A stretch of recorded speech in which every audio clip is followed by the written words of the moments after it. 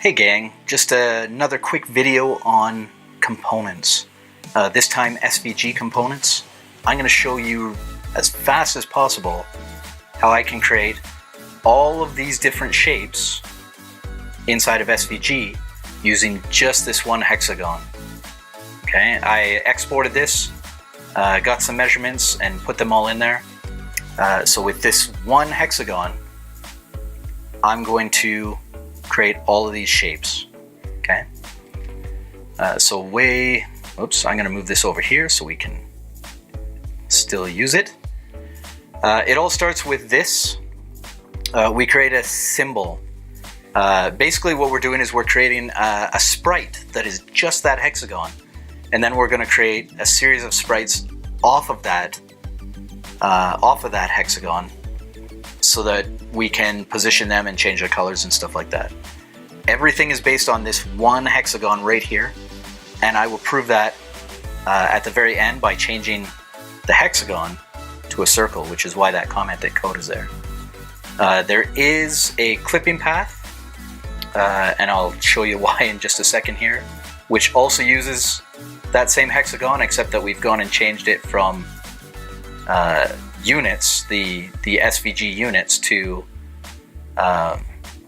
decimal places, something between 0 and 1, and that's so that this hexagon can stretch to the size of the image and work the way that we want it to.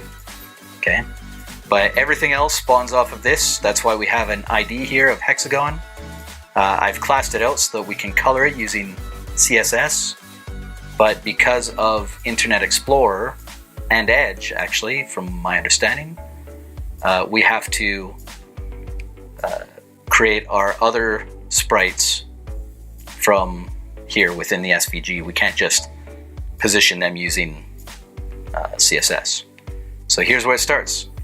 This one, if I wanted it to be this 90-degree one, I have an ID in here and I just rotate it 90 degrees. I make sure that my positioning is right so that I can rotate it from the right place. And then I have 90 degrees. And in fact, I have that all the way down here. So here's number 1, really fast. And number 2, rotated 90 degrees. Okay. And again, using that same hexagon. So everything is based off of this.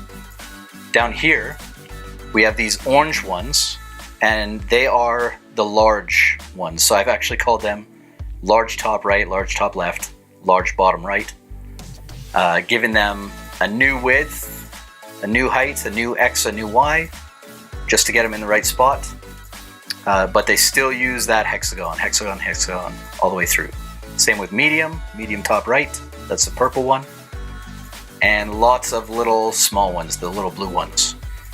But again, they all reference that hexagon. So these ones are actually 16 units and positioned.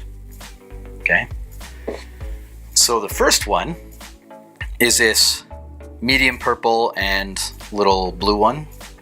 We start here, medium, and then the normal hexagon, and then small. And I'm just calling those into action, which puts them right into place, right where I need them. Same with this, we always start bottom to top. So the orange is underneath the black, underneath the blue, which is the large underneath the regular hexagon, underneath the small. We can turn that on. This one here is actually 180 degrees of this one. So I went a little bit different. Instead, I decided to put an image in here, and that's where that clipping path comes into play. So instead of using this use hexagon, I just call an image. So there's still a large one. Now there's that image, and at the top of the stack is small. And I sized it, gave it a little bit of preserve aspect ratio to force it to look the way that I need it to. And I have a clipped image. Very easy. The last one is actually just as easy as any of the others. So we have the orange, then this little blue, then the black, then the blue. Okay. Large, small, hexagon, small, turn it right on.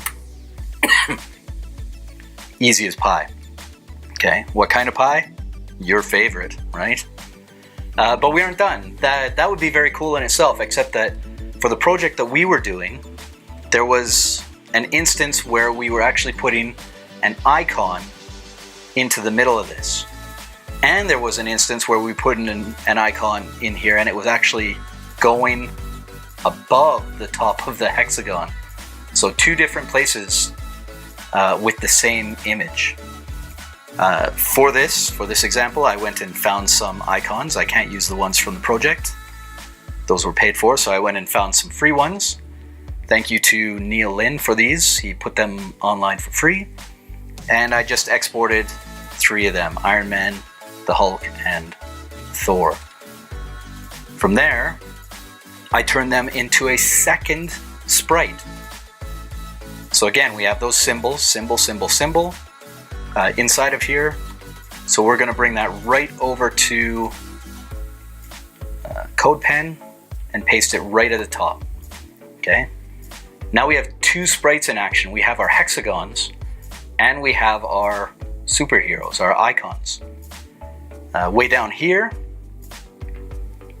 we have, going further, here they are. So same thing, we use our hexagon and then we call one of the sprites, okay? No real magic there.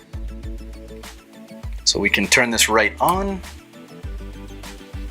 and we have an icon inside of our hexagon. And of course some classes to color it. That's all in the CSS. Very straightforward that. We also have another one where it breaks the ceiling. So here it is. And in fact, I can go and turn on some borders so you can see the shapes of these. Everything is a square up until you get to this box. It's a little bit taller than it is wide. And that's so that we can reposition this.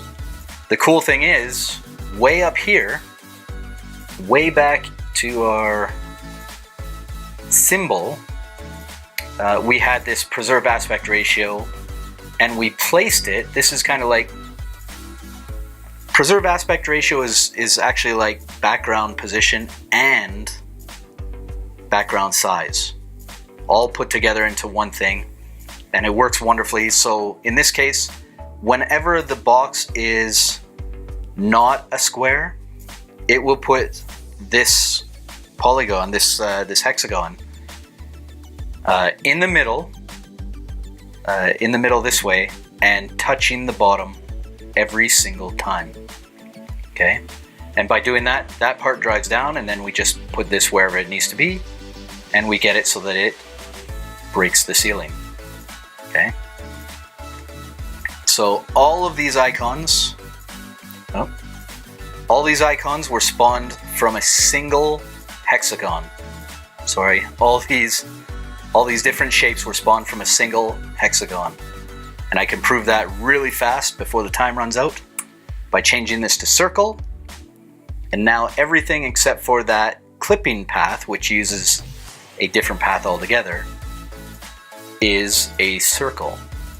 So I can very quickly go and change one single shape and have all of these change. Makes it very componentized. It's a component. You can go and move that around and call the pieces as you need them. You can even go further, but for this example, that's all we needed. Have you ever seen something like this? This is pretty crazy to me when you think about it. Here's what it looks like with a little bit more. This is pretty crazy to me. The idea that we can do this, have one single shape create all the other shapes. That just blows my mind. Maybe you've seen this and you're like, whatever, it's boring. Or maybe you think that this is the greatest thing ever. Either way, comment, let me know what you think, and I will see you next time.